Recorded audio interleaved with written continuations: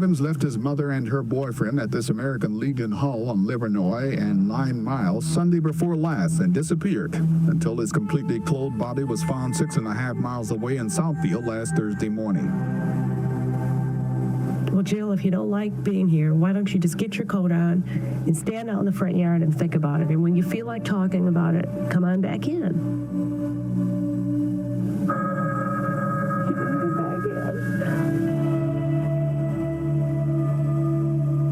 Police are investigating a gruesome discovery in Franklin off 13 Mile Road. Apparently, it is the body of a young girl, possibly that of Christine Mihalik.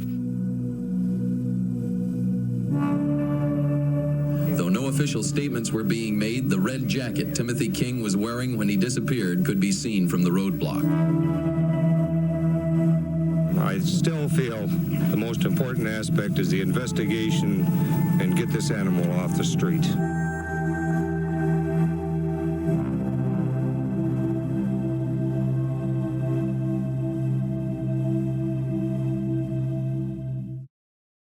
My heart just stopped when I'd go talk to the families, and they were so upset and in such pain, and so many questions, and I wished I could have answered anything, and nobody knew. It was just happening, and you keep thinking, how could this happen? This can't happen. It was very unusual in that way. I'm shocked and terrified. It's a terrible way to live, I think.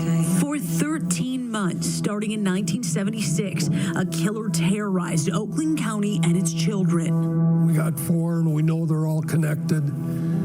And that's when we really put the big task force together. There was over 200 officers working it. 4 children were snatched off the streets in the suburbs of Detroit along the Woodward Corridor, 2 girls and 2 boys. The first in February 1976, 12-year-old Mark Stebbins was kidnapped in Ferndale walking home from an American Legion Hall. His body found 4 days later, dumped in a parking lot in Southfield. Former Southfield police detective Lauren Doan was assigned to the case. I had a 5-year-old daughter, and she was 5 years old at that time, and you go home and these young kids missing, and you look at her and you just think, oh, she could have been one of them. And, it just, you feel for the families. When Jill left home on Wednesday evening, she was wearing blue jeans and a bright orange parka. In December 1976, 12-year-old Jill Robinson was abducted in Royal Oak, then found shot and killed, discarded on the side of I-75 in Troy. The same month, 10-year-old Christine Mihalik was last seen at 7-Eleven in Berkeley. She was kidnapped and held captive for 19 days before being found in Franklin Village, murdered. The girls were not sexually assaulted. The boys were.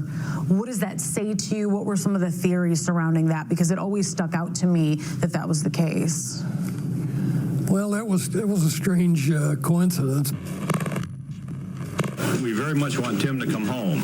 We love him very much, wherever he is and whoever he is with. 11-year-old Timothy King, the final victim, was taken after buying candy at a corner store in Birmingham, later found dead in Livonia on the roadside. Gross said that he believes the killer is male, a loner, single, and that the murders are not impulsive but premeditated. Former Channel 2 reporter Nancy McCauley, who was assigned to the story from the beginning, says this forever changed the fabric of these communities. I do believe people really tightened up the freedom that their children had because they were afraid. And I saw that too. You don't... We'd be out trying to do stories, and before you see a bunch of kids playing, not without an adult. An older person was always there. I think everybody was terrified that it could happen again. It could happen to them. Not long ago, you used to see children all over this neighborhood, running, jumping, playing. But nowadays, you don't even see them walking home from school by themselves anymore. A lot of things have changed here. A lot is different here since Christmas. Random kidnappings, child murder, pedophiles. It just didn't happen back then. We had a FBI agent flown in from I forget where, and he gave us a whole lesson on pedophiles. Wow. What to look for, how they act, and then there were no doubt what we were looking for after that. After the fourth killing in 1977, the largest police task force was formed of 200 detectives. Desks everywhere and all sorts of cabinets and boxes with tips and people taking calls and people smoking and lots of coffee and, lots of seasoned detectives that kind of looked like Columbo back in the day kind of thing. A little bit frumpy, but had been on a lot of cases. Oakland County Sheriff Michael Bouchard, who was a Cub deputy then, was running down leads. There was more than 16,000 tips when all said and done. The police are working, I think, very hard on the clues that are coming in. They're sorting them out, picking those that look most promising first. The tips morphed into leads into suspects. According to our research, topping the suspect list even today, Chris Bush, Ted Lamborghini, and Art Sloan, connected by an underground pedophile ring operating throughout the state to trade child porn and assault children. Those close to the case call Chris Bush a number one suspect. He died of a suspicious suicide in 1978. Before that, he was charged with sex crimes against kids in cities statewide, but he never saw a day in jail. It's been long suspected by experts in the killings that Bush's father helped keep him out of jail, using his power as a big-time automotive executive. The interviews I had with him, I just tied him to a lot of the cases. He put himself at essentially the scenes. I was very surprised. I couldn't believe he was saying that. It's almost like he wanted to get caught, but couldn't quite get what we needed. Looking back 50 years ago, is he still somebody that you believe was involved in these killings? Yes. Going off of that, do you think he may have acted alone or in part of a group? No, I think he was part of another group. Detective Doan says there was never enough evidence to charge. The other suspects, Art Sloan and Ted Lamborghini, were convicted and sentenced to multiple life sentences for separate sex crimes against children. Lamborghini is dead. Sloan, at 84, is still imprisoned in Adrian, Michigan. In 2012, Sloan's hair, his DNA, matched evidence found on 2 of the victims. Police from Birmingham and the County Sheriff's Department. In 1978, the task force of investigators folded without justice. I know a lot of the families weren't real happy with the investigation, but we tried as hard as we could. And really what you have now in the press is speculation. And as it does, the news cycle moved on. But Dr. Gross says that the killer may very well be dead. Nancy McCauley, TV2 Eyewitness News in Livonia. I think for me, it was when I got a different assignment. And they called me and they said, hey, we've been doing this for a long time and we're not seeing anything imminent. We're going to stay on top of it. We're going to watch it. But today I need you to do something different. And I thought, okay, here we go. As investigators were working the cases in Oakland County, a perverse underworld emerged that linked some of the prime suspects to a boys' camp on North Fox Island in Lake Michigan, and the parallels to modern-day Epstein Island are chilling. When I was on that island, that little boy died on that island. He never came back.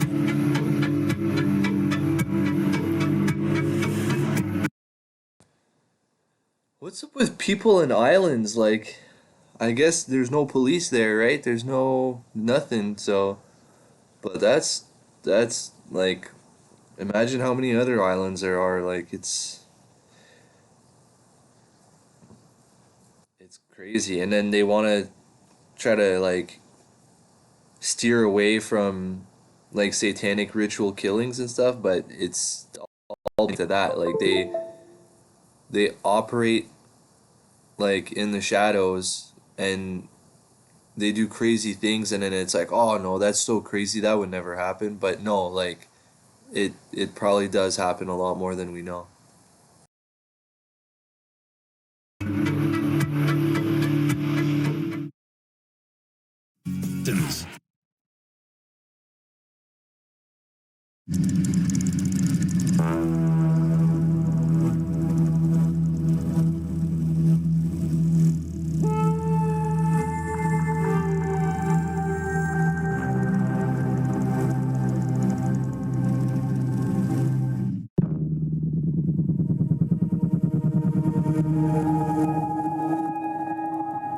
Off the coast of Grand Traverse Bay sits North Fox Island, owned by Francis Sheldon, a rich businessman with a lineage of prestige in Michigan. Investigators say Oakland County child killing suspect Chris Bush was a friend and customer of Sheldon's child porn operation.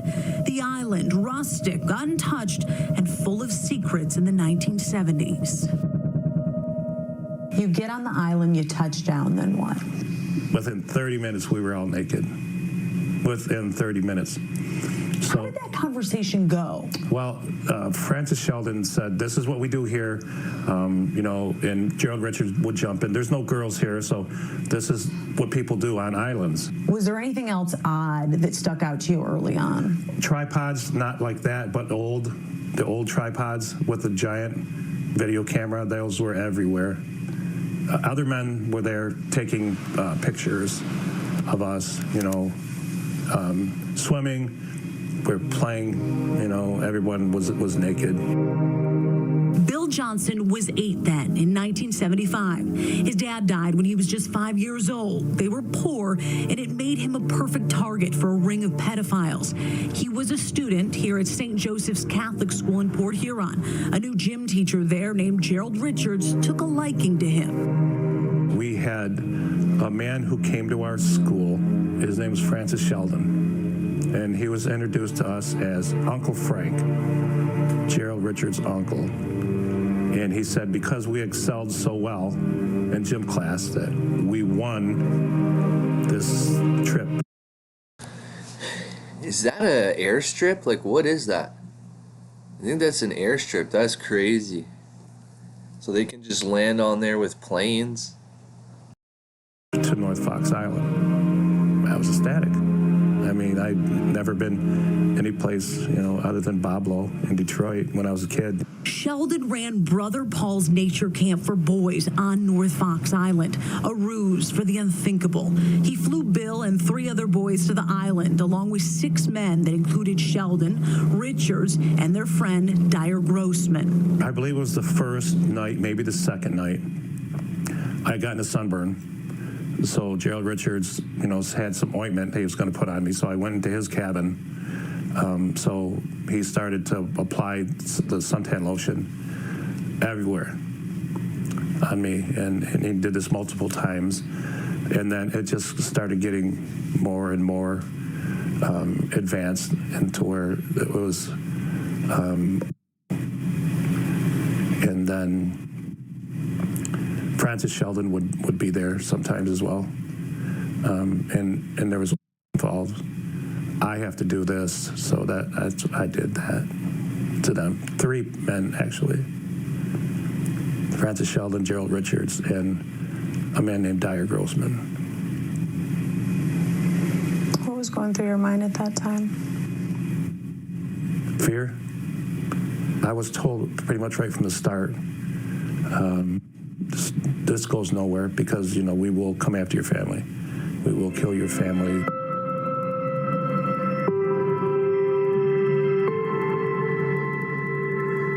Well, there's a lot of pain involved because there was grown men had with me, you know, at that age. The day that I got to run and play with my friend Mike Dunsmore, we just ran and played, and we came back, and we heard somebody screaming, a kid screaming to stop, stop, stop. And it came from a locked door from Francis Sheldon's cabin. So we just took off running. We were there 9 or 10 days, so there was abuse And it's not like they can go anywhere. You can't run to the police. You don't have cell phones back then. And you're on an island. You can't swim across that huge river. Like, that's crazy. Probably 8 of those days for myself.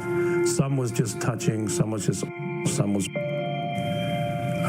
but majority of the time, everything was filmed. And I'm convinced that during that time, it was that pornography was sold to people, pedophiles all over the world.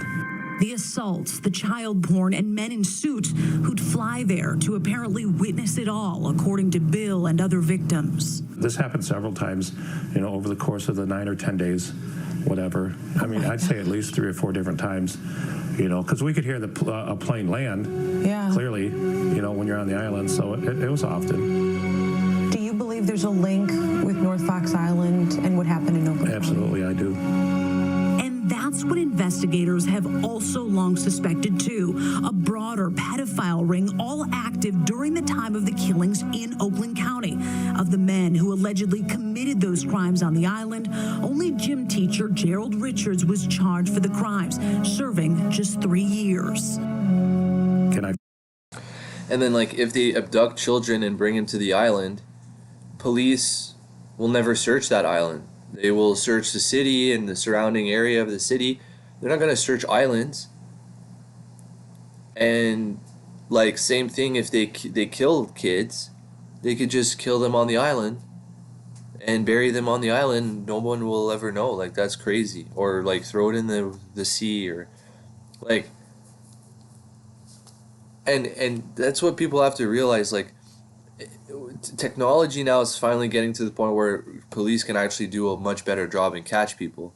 But it's been decades or even hundreds of years that these globalists, people that are billionaires, have so much money and they can seclude themselves away from society and they can do whatever they want and no one would ever find out for hundreds of years.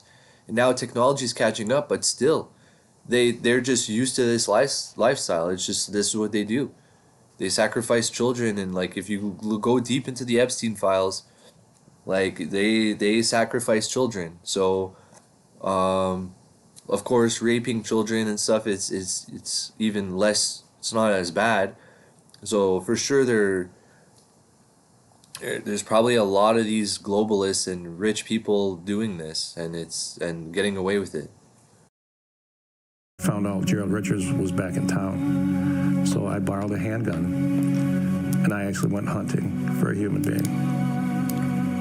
And by the grace of God, I never found him, because I would have killed him. Absolutely, I would have killed him.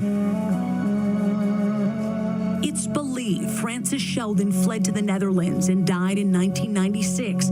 Dyer Grossman was never charged but is still alive.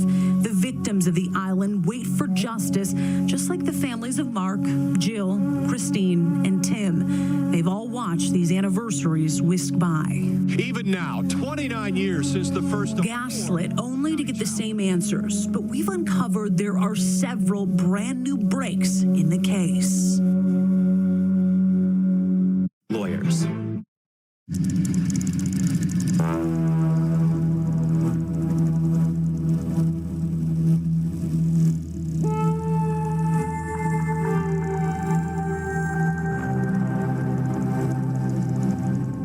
It's just something I've always thought about. It's like a sadness in the family that's always stayed with us, not knowing. Tony Stebbins is the nephew of Mark Stebbins, the first victim in Oakland County. It's one of my earliest childhood memories. I was at my grandmother's and I just saw a photo of my Uncle Mark, and I asked who that was, and she said that's your Uncle Mark, and I asked where he was, and she explained that he wasn't here, that he was in heaven. Besides Tony, most of the victims' family members declined our requests for interviews, disenchanted by the progress made on the case. There's always a chance that somebody knows something, or that maybe somebody who even has done it wants to get it off their chest and admit guilt. And maybe the message is just keep the ones you love close, because you never know when something like this could unfortunately happen. Michigan State Police is now technically the lead on the case, but joined by the Oakland County Sheriff's Office in a collaborative effort. Specifically, though, state police have come under sharp scrutiny for what has been described as a serious lack of transparency in their investigation. The agency would not allow anyone to go on camera for this special. MSP's Lieutenant Michael Shaw said in a statement in part, as any new tips come in, they're fully investigated. They continue to evaluate evidence as new technology and forensic analysis becomes available. Oakland County Sheriff Bouchard believes hope lies in these advancements. Is it fair to say that this is still an open case? 100%. 100%. If I could do anything before I'm done and I hang up my badge, I would like to give the family closure. In January, the sheriff requested his special investigators to digitize the mountain of case files and use AI to analyze them in a big leap forward. Last summer, I had our special investigation unit pull out all of our files again, start going through it, look at it. Is there something that new techniques would allow us to look at differently? Or is there something that maybe with all those eyes, because it was a chaotic and crazy time, maybe missed this one little thing that is insignificant at the moment, but now maybe it's important. That means whatever evidence is still testable, it will be run through mitochondrial DNA testing, which allows scientists to carve through genealogy to potentially develop suspects to prove once and for all who did this. We are gathered here this evening for many reasons, but primarily because we want to extend our sorrow. We want to express that sadness for families who have lost their children over the past several months.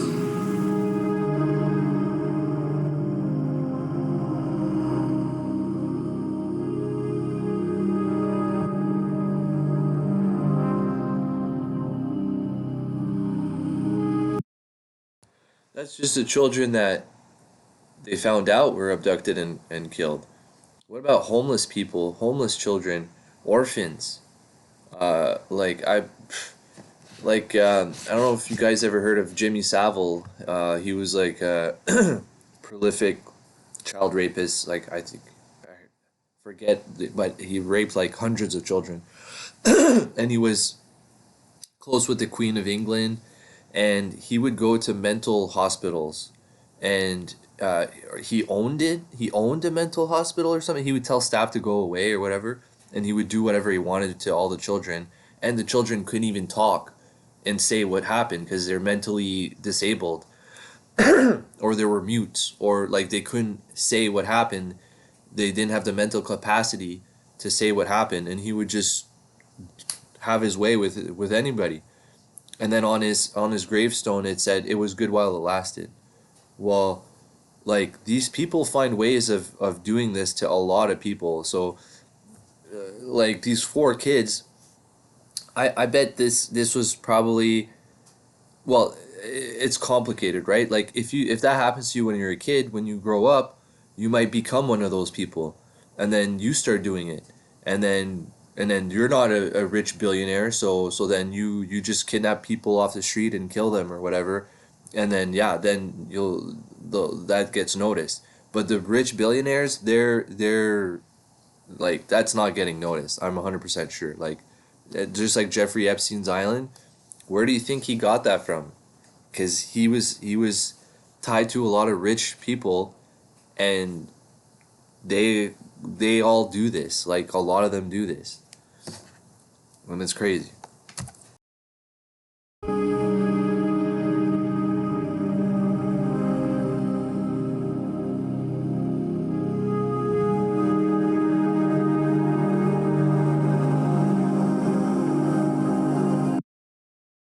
Anyways, crazy video. Makes you think, like, and now that we know what happened on Jeffrey Epstein's Island, well, barely, probably just scratching the surface. It makes you think, man. Everybody's got to stay on their toes, and you know, especially nowadays, like, well, back then too, it's just back then everybody thought like, oh, you can leave your door unlocked and whatever, and yeah, in most cases you can, but because at least there's still the majority of people are good people out there, but like there's a lot of evil out there too, so everyone has to stay on top of their stuff and keep an eye out and help each other, because like shit like this is unacceptable. Like it's so sad, and I hope it's only 4 kids, you know, that this happened to, but my suspicion is it's happened to way more,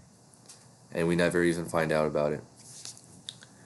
Anyways, it makes you think. Hope you guys like the video. Please like, subscribe, comment, leave a comment, let me know what you think about this, and I'll see you in the next one. Peace.